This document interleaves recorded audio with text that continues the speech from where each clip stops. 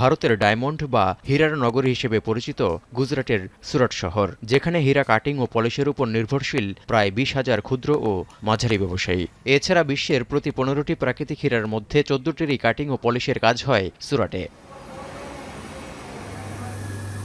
হীরা polish ও cutting শিল্পের জন্য গুজরাটের সুরাট ছাড়াও আহমেদাবাদ ও রাজকোটেরও বেশ ডাকনাম রয়েছে। সব মিলিয়ে এই খাতে কাজ করেন 20 লাখের বেশি ভারতীয়। আর এখানে প্রক্রিয়াজাত হীরার সবচেয়ে বড় বাজার যুক্তরাষ্ট্র। দেশটির রত্ন ও জুয়েলারি রপ্তানি উন্নয়ন কাউন্সিল জিজিপিসির তথ্য বলছে, 2024-25 অর্থবছরে ওয়াশিংটনে $480 কোটি হীরা রপ্তানি করেছে নয়াদিল্লি, যা ভারতের মোট হীরা রপ্তানির 1/3 বেশি।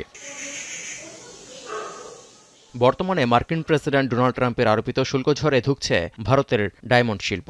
কারণ ভারত থেকে হীরা আমদানিতে আগেই 2.1% শুল্ক বসাত যুক্তরাষ্ট্র।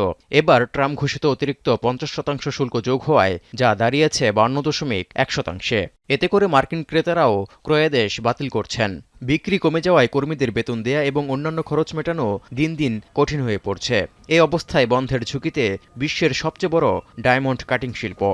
So it's mainly affecting our manufacturing division because the tariff issue comes, the cost is more than 50% increases. So the buyer demands to decrease the price and rough price is also increased. So they can mainly affect to survive the industry. এর আগে corona মহামারী এবং Russia Ukraine যুদ্ধ শুরুর জেরেও হিমশিম খেয়েছে ভারতের হীরা খাত। কারণ ভারতের প্রধান কাঁচা হীরা সরবরাহকারী দেশ রাশিয়া। ইউক্রেনের যুদ্ধের জেরে যাদের উপর রয়েছে পশ্চিমা নিষেধাজ্ঞা। এবার মার্কিন শুল্কচাপে শুধু গুজরাটে 2 লাখ কর্মী চাকরি হারানোর শঙ্কায়। ইতোমধ্যে 1,20,000-এর বেশি সাবেক কর্মী সরকারি ভাতার জন্য আবেদন করেছেন। কিন্তু ভারতের হীরা খাতে এই সংকটের জন্য শুধু মার্কিন শুল্ক, রাশিয়া ইউক্রেন যুদ্ধ বা মহামারীকেই নয়, বাজারে কৃত্রিম হীরার আধিপত্যকেও দায়ী করছেন বিশ্লেষকরা। তৌহিদুর রহমান, এখন বিশ্ব। সানবিট সব দিবে সামাল। সানবিট ম্যাজিক প্রেস ডিশওয়াশিং এর মাথা ঘোরানো সলিউশন।